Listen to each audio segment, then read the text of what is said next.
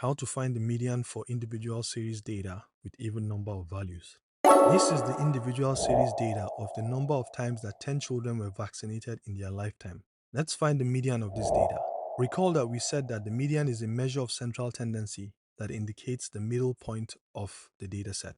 So our task here is to find the middle point, right? We can do this using the quick method if the data is not too large. So since the median is the middle number, and at the median value, half of the data values will lie below the median value and the other half will lie above the median, right? So we'll need to first arrange this data in ascending order because that's the logical thing to do. And then we'll simply cancel from each end to find out which is the median or which is the median number. So let's cancel the first and the last. Let's do the second and the second to the last. Then this, and finally this and this. And guess what? We're left with two numbers. All right. So we will just find the average of 2 and 3 and get the median, and that will be 2.5. So our median is 2.5 kg. Easy peasy.